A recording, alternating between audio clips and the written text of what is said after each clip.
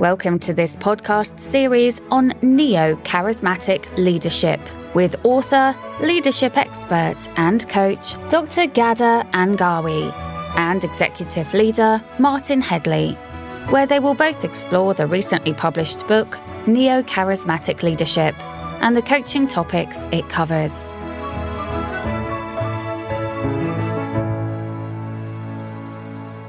Ghadah, in our normal everyday conversations, we usually talk about a person who inspires others, or who may be iconic in how they attract attention and gather followers as charismatic. I'm wondering, how does that fit with leadership and Neocharisma?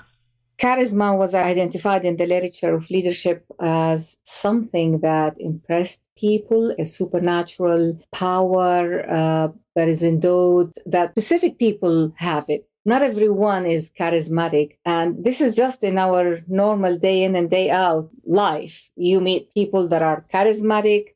You meet people that, gather the crowds, put on a show, speak in a specific way that everybody turns heads. And then it was part of leadership literature that charismatic leadership did the same thing, but they did it in organizations and they did it to gather people around them and to conquer wars and over the history of humanity. Specific characters were identified as charismatic. But what is the origin of the word? The word is from Greek and it means charisma. It's a gift of God.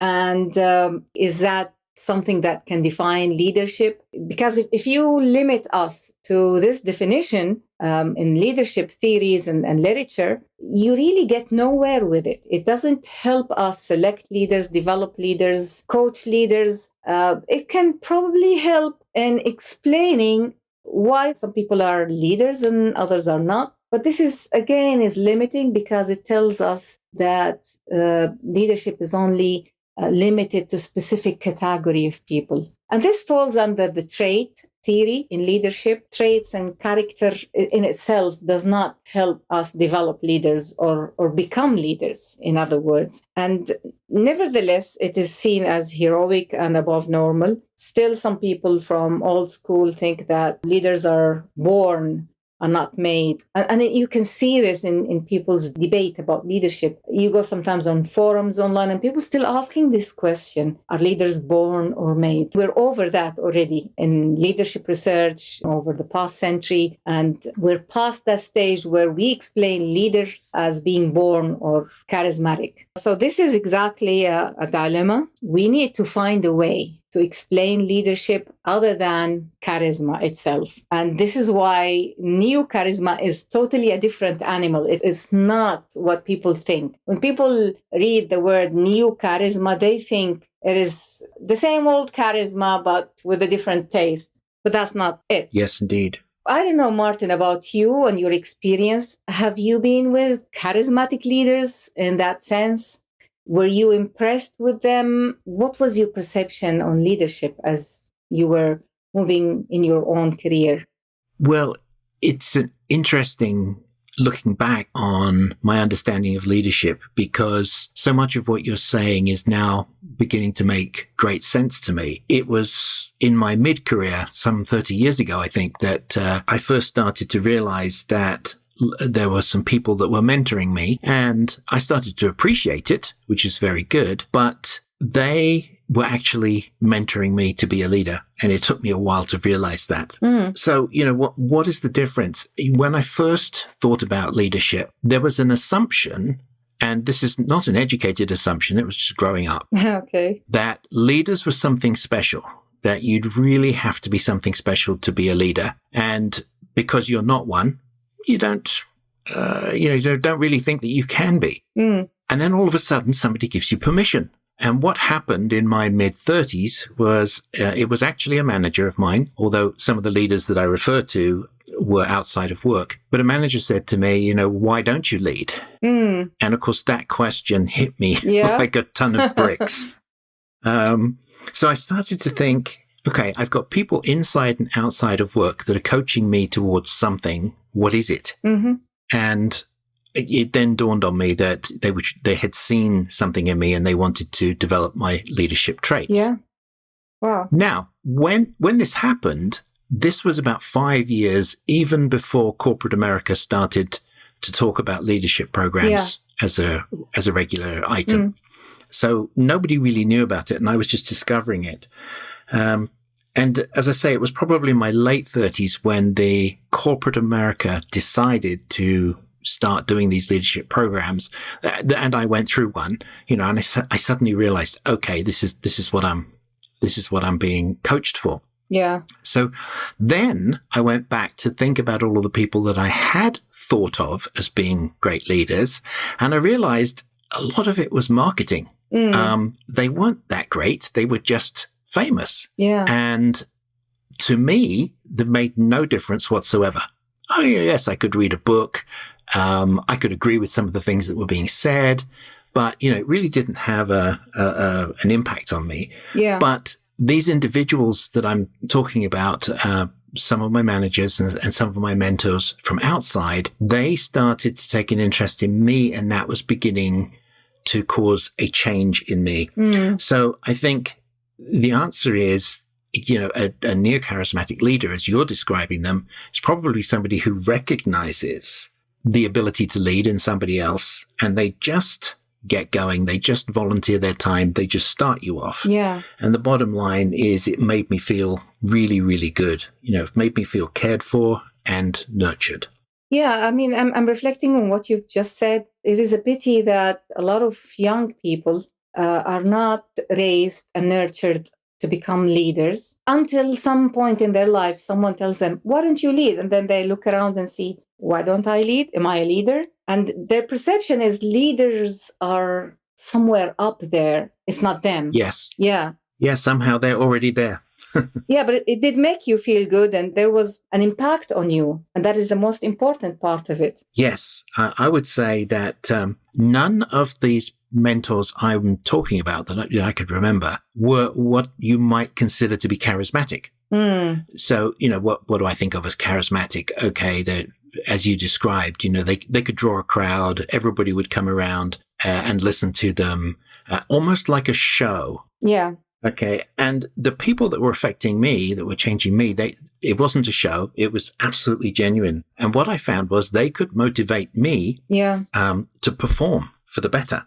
And they would challenge me and they would stretch my efforts. And when I said things like, oh, I don't know if I can do that, they would simply say, well, if you don't try, you'll never know. And things like that. Yeah. But these may only be snippets. That may only be a phrase. But to a young mind that is thinking, oh, maybe I could do this, that's all you need. It's a catalyst for change. Yeah. So, I have experience working with a number of leaders, and one of the things that sticks out is that there is this selfless volunteering of mentoring and development from them. And I think what really impacted me was, if you're going to be a great leader develops other great leaders. Yeah, that's exactly what leaders are in the new charismatic category do, which we will explore later. I'm really intrigued of the concept of growing leaders and making others as great as you are. So in your experience, the two leaders that were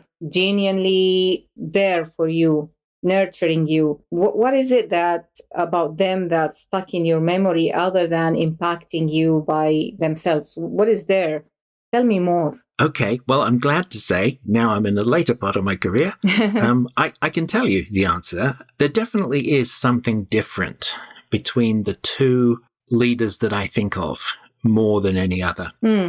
And it is, not only that they engaged me in a mission, which of course, all of the leaders that I've worked with have done, and not only did they make me feel better, but they actually changed me in the process. And I think that's absolutely fundamental. Who I am today has a lot to do with the time and effort these two put into developing me. And it's probably why I'm happy to pass that on and try and develop others around the world now. The key thing to remember here is, in following these two leaders, I was myself transformed. Yeah, wow. This is excellent, because now you're helping me describe the difference between charisma and neo-charisma. Okay. Well, that's Wow. good, because, Yeah. I'm gathering from your research, Ghadah, that Neocharisma is in fact a different way of looking at charisma.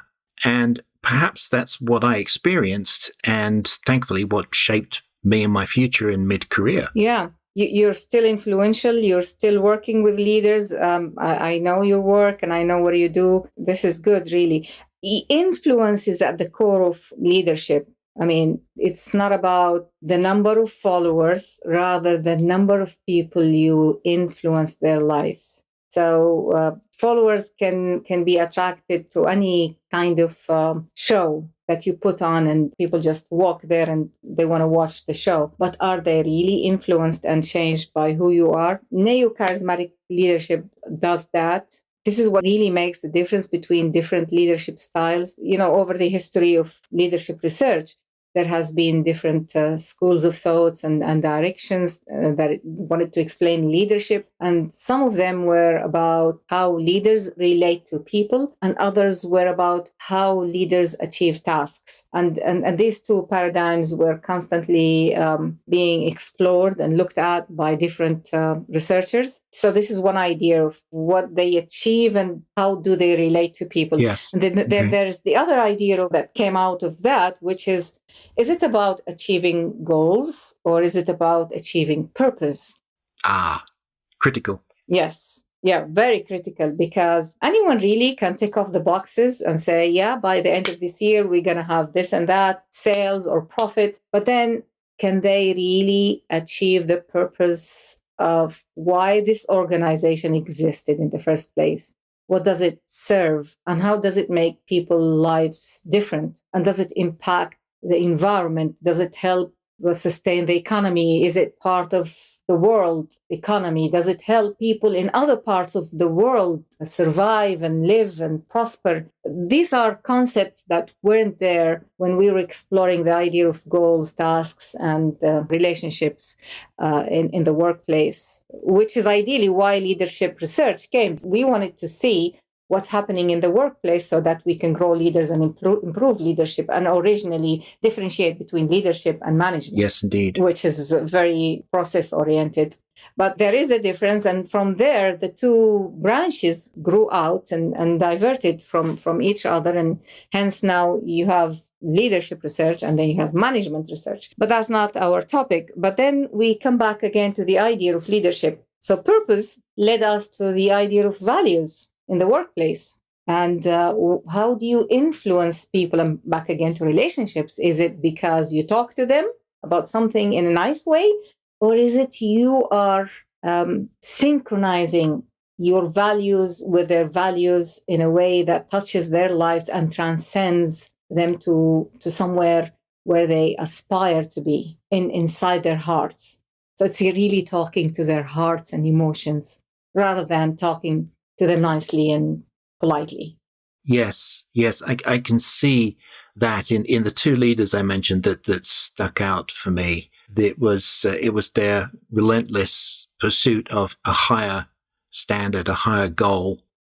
Profit was never even mentioned by these two, although the projects that I was involved in were quite profitable in the long run. That was never the purpose, and I think that makes a big difference. It does. So if a goal is not defined as a noble goal, there is no purpose that relates to the objectives that we want to achieve this year from this business, people don't feel motivated or inspired enough. And it's a secret. It's an important secret of neo-charismatic leadership, the motivational part, touching these values. But it's not that you don't achieve the objectives. It is by mobilizing people in this way that you achieve the objectives, the business objectives. Leadership books explain leadership and how they work, running between these issues: goals, purpose, leaders, followers, influence, mobility. From your experience, Martin, what do you think? How does this sit with you? Yes, my experience certainly is that we're actually responding to a different type of leadership these days. As I mentioned, leadership was not an everyday subject when I was in my mid-career. And maybe it has got something to do with the very public and internationally known crises. So I think back to the 1980s, when we had the Bhopal gas leak in India. We then had the Enron and WorldCom bankruptcies. We've had a lot of very serious failures of governance, if you like, where leaders have fallen down horribly. And everybody knows about it within hours because of the internet and the way we communicate. So if you are chasing the wrong kind of vision, or if you're chasing the right vision but for the wrong reason, then you're going to get found out. And I think that it's got a lot to do with the emergence of the youngest generations as they're beginning to come up into adulthood. The concept of ethical leadership is now beginning to define itself, and especially through our youngest two generations, I'm very happy to say. Yeah. The idea of leadership as well was over the years to become the norm. You hear not only about developing leaders on the workplace, but also in schools. Leadership is a phenomenon. Yes. Children are taught about leadership. They're told they can lead this team or that project, and they're actually investigating the qualities of a good leader. So to confirm what you've just said, young kids from very early age are taught about ethical leadership and what it means to be part of the community. And then they move into adulthood, universities, there's leadership talk over there, there is projects, opportunities to lead within the universities. And then they move into life and the workplace, and they expect that this is fulfilled. But then the picture gets dark because they discover that the previous generation more about achieving of the objectives of the business, and rarely they talk about the vision, although it's on the walls and the purpose is there. But there is a gap between the purpose and the vision, and between the practice. But this is where I started thinking about Neocharismatic leadership. I was looking for these models. Why are some people so effective, so influential, so touching people's lives and changing the culture of the workplace? And others, they're just there. They come and go. They leave nothing behind. They do nothing. They change nothing. And nobody mentions them after they leave. It's done. It's like they did their term and they left. So what's the difference between the two? That was an intriguing question in my mind. It is a very intriguing question. And for those listening, here's an idea that will actually stick with you, I think, through the series of podcasts. Why don't you take a few moments to think about all the people that you consider leaders? Just make a list. And, depending on how long you've been in the work environment or the community environment, that list may be longer or shorter for each of us. But reflect on that list for a while. And then make sure it's complete. Once you've done that, go back and place a star or some other identifier against those who you believe have influenced you personally, basically influenced who you are today. Yeah. Thank you, Martin. This is a great idea. Listeners would be able to see who has influenced them, who is a new charismatic leader, and do they fulfill all these behavioral roles we're going to talk about in the coming episodes. What defines leadership? The followers define leadership, not the leaders define themselves. Yes. Yeah. I think that, as a leader, your interest in something for which others see as having high ethical standards and your willingness to take people forward is becoming the leadership style of the future. And that brings me to the big question. Ghadah, how do we define neo-charismatic leadership? Yeah, I think this is an episode of its own, but let me wrap this episode by defining it quickly. My definition of neo-charismatic leadership is it is a sequence of behavioral roles that influence followers and reflect an idealized, unique vision through altruism and ethical standards. Wow. Okay, so behavioral roles, influencing followers, idealized, unique vision, and altruism and ethical standards. Yep. I feel there's a lot to explain here, so let's unpack that in the next episode, shall we? Sure, thank you. We'll do that. Okay, surely. Thank you. Bye-bye. Ghadah and Martin, hope you enjoyed this episode. There is more information available at neocharismaticleadership.org. And if you would like to discuss coaching or training for yourself or your team, you can contact Ghadah and Martin through the website. We look forward to your participation next week. Until then, goodbye.